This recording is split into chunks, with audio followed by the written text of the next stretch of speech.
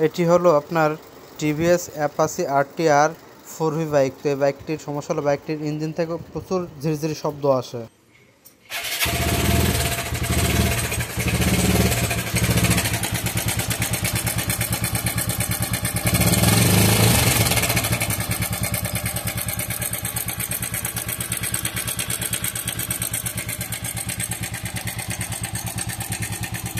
তো আপনারাই শুনলেন বাইকটির ইঞ্জিন থেকে কি পরিমাণে ব্যাড নয়েজ আসতেছে।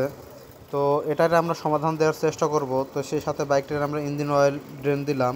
তো বাইকটির ইঞ্জিন অয়েল 1200 ml থাকার কথা, সেই জায়গায় আপনার বাইকটিতে ইঞ্জিন অয়েল আছে অনলি 400 ml।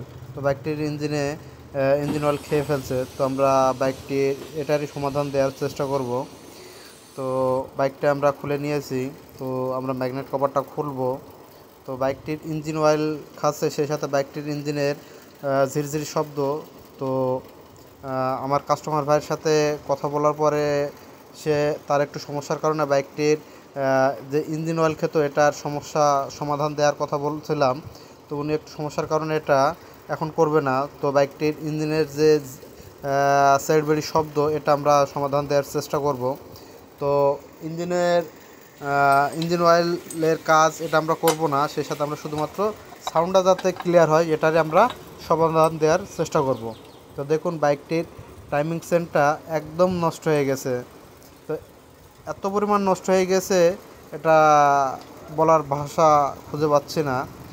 তো আমরা টাইমিং সেন্সটা খুলব।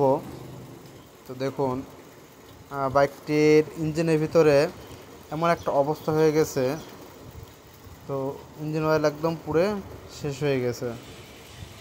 তো দেখুন টাইমিং চেনের কি একটা হাল।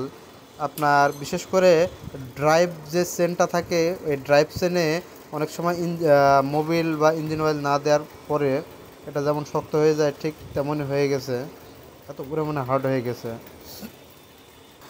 তো এটার এই অবস্থা। তো আমরা দেখুন অরিজিনাল টাইমিং চেন লাগাই দিব, 4V বাইকের অরিজিনাল টাইমিং চেন। তো এই চেনটা আমরা ইনস্টল করব।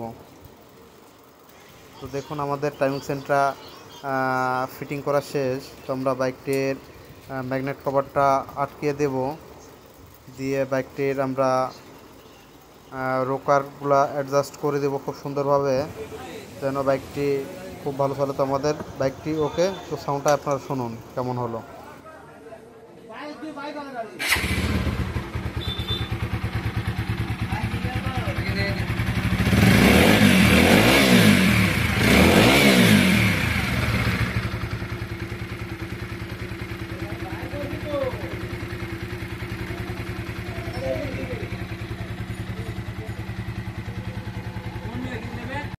তো দেখুন বাইকটির সাউন্ড একদম অরিজিনালের মতো হয়ে গেছে, কোনো প্রকার কোনো বাজে কোনো নয়েজ নাই।